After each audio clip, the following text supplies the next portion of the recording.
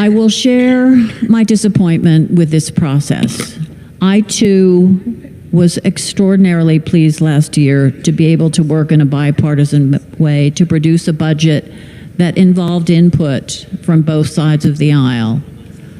I have a very good relationship, I hope, with my House Finance Chair.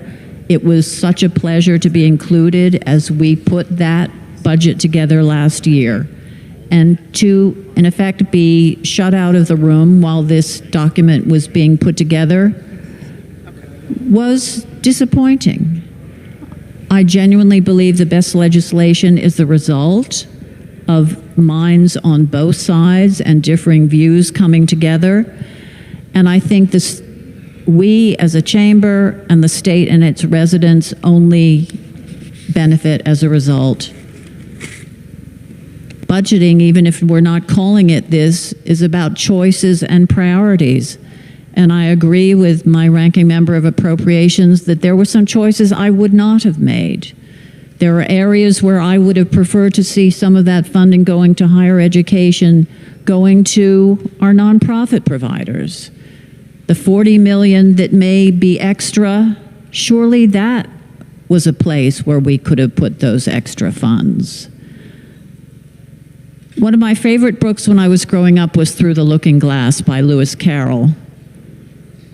In it, Alice goes through a looking glass, a mirror, and discovers a world where everything is reversed. And she meets a lot of people. The Red Queen, the White Queen, Tweedledum and Tweedledee. She also meets Humpty Dumpty. And Humpty Dumpty says to her, "When I use a word," in a rather scornful tone, "it means just what I choose it to mean, neither more nor less."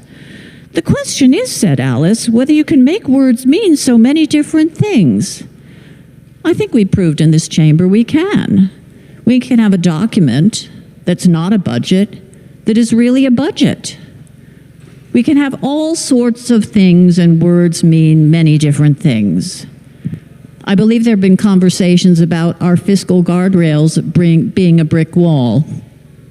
Well, I think we all know what happened when Humpty Dumpty ran into a wall.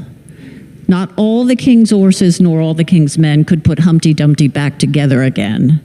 And I believe this document starts us down a path, particularly if it leads to dismantling our fiscal guardrails and not abiding by our constitutional duty.